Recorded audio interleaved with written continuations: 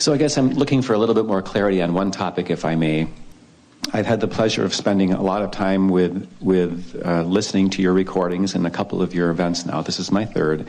And I communicate with people that communicate with angels and non-physical beings, and it's become a part of my awareness as well.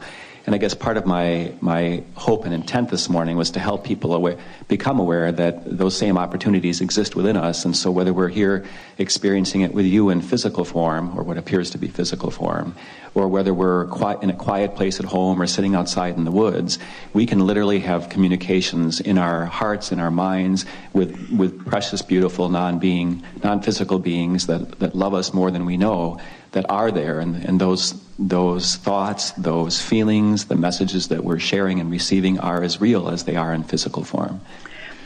There are a number of things that we want to say to you, because you understand that it is your perception that we are talking about. Mm-hmm. That just because you're not perceiving it, anyone is not perceiving it, doesn't mean that it is not there to be perceived. And perception is just like tuning a radio dial. The signal's there, you just got to tune into the frequency of it. So we liked your words as you were talking about the oneness. That usually sets people sort of out of sorts a little bit, because it's clear that you are individually sitting on these chairs, clump, clump, clump, clump, clump, clump. And it's clear that you've come with different intentions, that there is a variety. In other words, in this oneness, there is variety that adds to the perpetuation, to the eternalness of the whole, because it's in those different characteristics that new ideas are born. And so the difference really is what allows and is the reason for expansion. So we don't want to become too same, because expansion then would not be as satisfying as it is. When you are, in your example, out in the woods and enjoying the beauty of what's there, there's something so essential that we want to impart to you, and we think this is the perfect time to do it. Esther has been exploring her relationship not only with us, but with Jerry from his non-physical perspective.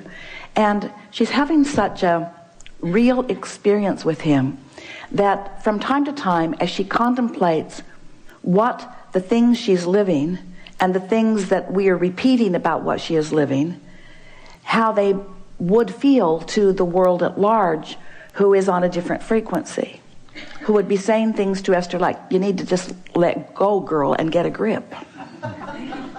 And Esther says to this imaginary friend, who she occasionally hears say that to her, I have no intention of ever doing that, because this is what Abraham's message has always been about. It's always been about helping us to understand our relationship with this whole picture. So the other day she was sitting overlooking her swimming pool in Texas and looking out into the beautiful trees that were on the other side of it, and contemplating some ideas that felt new to her, new and exciting, new and breathtakingly exciting. And as she focused upon them and felt us reveling with her in the new idea, the trees began applauding. Now, what that means in literal terms is there are a bunch of critters that Esther doesn't even know what they're called, who rub their legs together and make a racket, and there must be 1 million of them because of the volume that they produce.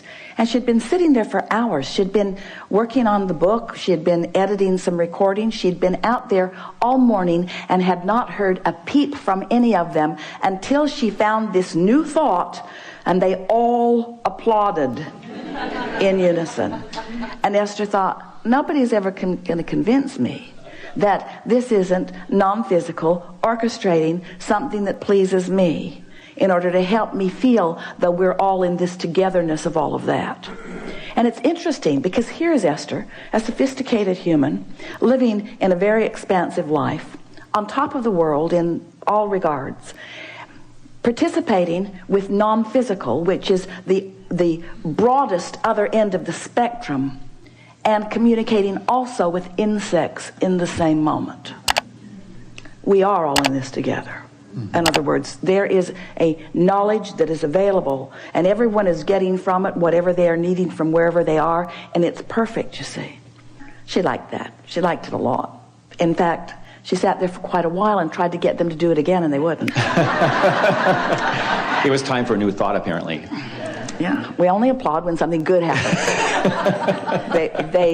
They were non-responsive to her request. And so more day passed, and she was thinking and speaking to someone about how much she enjoys her absolute knowing that Jerry is aware of her all the time.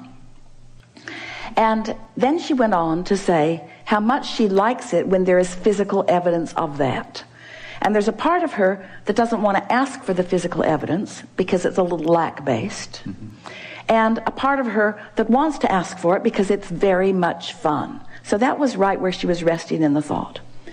So she got in the car, opened the garage door from the button on the wall, backed out. She'd been in and out of the garage 2 or 3 times that morning already with the car. Backed out, pushed the button on her visor to make the garage door go down, and it went down partway and went back up, like it does if something's blocking the sensor. She said, "Jerry, get out of the way." "I know it's you." Pushed it again. It went down a little bit, went back up. So she got out, sort of waved her blouse in the airway. "Get in the car and come with me," she says. She's playing with him because she knows he's wherever she is. But she knew for sure that he was standing there with his energy and that it was keeping the garage door from closing. Now, Esther knows that much of the world would just think she's nuts, but there's no reason for the door to open and close and then open and not close. In other words, there was nothing obstructing it other than energy that she had asked for. So it was a sort of, do any of you see auras? Do you see the energy around Esther here? Can you see Jerry? Can feel. Can you? If you can't, it's because you're unworthy beings. No.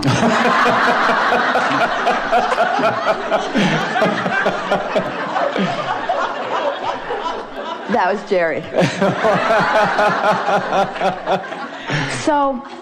So you get to decide how you play with this. In other words, the message that we most want our physical friends to hear about this subject, and it is not bigger and not smaller than this simple understanding. We want you to understand the all in this togetherness of it, as you so powerfully presented here as we began. But we want you to understand the continuity that we are all about. You have a certain continuity that you understand as you are born into this physical body and then you leave and someone else comes. In other words, there are these generations that come and you pass your knowledge, your beliefs, your expectation. You provide a basis for the next generation. You leave infrastructures. You leave buildings. In other words, each generation that shows up doesn't have to start all over in figuring out how to get water and food to the masses. In other words, you have that continuity. But there's a continuity that most humans don't know about, overlook, or can't believe. And that is that everyone who has been before is non-physically focused and still focused forward with you here and now. And that what you are interested in right now while you are in your physical bodies, once you make your reemergence into non-physical, your interest will still be keenly there. In other words, that is the continuity that we really want you to understand. And so, if you have interest in someone or something, in some movement, in some music, in some literature, in something, if you have interest in some person who has been in physical form, you have access not to who they were when they were in their physical body, because they have reemerged and left all resistance behind, but you have access to their current interest in the world in which you are living. And while their current interest is often tied to what their interest was then, because the masters who have walked your planet have always found a way to tap into that. And so in many regards, we're living the fullness of who they are while they were in their physical bodies. It's while you're still thinking about them. It's why you are still thinking about them. But you have access not only to what they had concluded at the time of their physical departure, you have access to what they now know as a result. And this is the most important thing. When you find vibrational frequency that matches that, you have access to their thoughts. And when you come to the awareness of what they're thinking, it's like tapping into that mastermind. As you have access to that thought that they are thinking, and it ripples through you, to enhance the experience that you are living, that rippling feeling is their awareness, their satisfaction in your co-creation, in assisting them in taking it further still. It isn't that we need you in order for us to think. But when our thoughts, ours and yours, are focused into this physical environment that has this potential of manifesting, this potential of demonstration, actualization, realization, manifestation. That is the leading edge of thought. We don't want you to ever let go of the knowing that when you create here in this physical form, that it is the leading edge, the most expanded edge of creation. And we're all in on it. You're not here alone. We love you so much, but you have not figured out how to scrape dirt together and launch it into orbit for another planet or even a moon. You need us. In other words, we are all in this together, and we need you. And we do not use need in the needy sense. We use it in the sense that we are all in this together. And you're not ever going to be whole until you know that, embrace it, and experience it, and participate in it, you see. And we're always whole because there are enough of you that are allowing this. But why not you? Why not now? Why not more? Why not more feeling your power?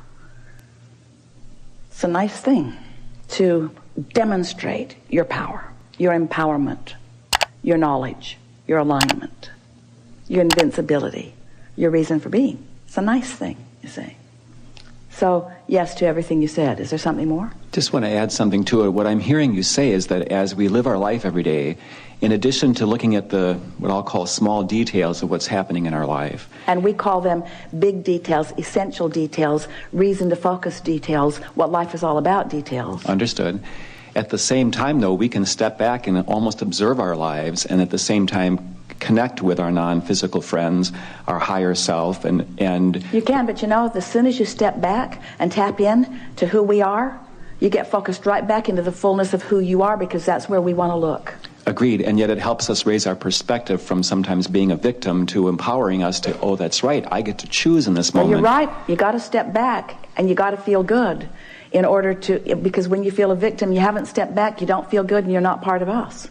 In other words, you can step in to what we know about you, or you can step away from what we know about you. And the way you feel is your indicator of which you've done. Agreed, and thank you. One more thing we want to say, and that is that sometimes, in fact, often, usually mostly, the human vantage point it's changing. In my human form, I'm here to prove something to something greater than me. And we say there isn't anything greater than you. But you can pinch yourself off from your greatness, and then that's when you say that stuff. But when you understand that you're not proving anything to anyone because no one's testing you or challenging you, and you relax in to the fullness of who you are by trying to get on that high-flying disc until you get there and owning it, it isn't until that feeling of invincibility and that feeling of empowerment and that feeling of steady love and that feeling of upliftment is yours that you can really, really, really, we know you're getting it conceptually. Well, you've practiced this for 30 or 60 days and you're really going to understand it. The difference between the word clarity and the word confusion, you understand. But the difference between the feeling of clarity and the feeling of confusion is, oh, so worth demonstrating to yourself, you see. And you haven't been clear. until you have infinite intelligence focused with you moment by moment. That's clarity, you see. And anything less than that is just screwy. Yeah, really good. Thank you. Yeah.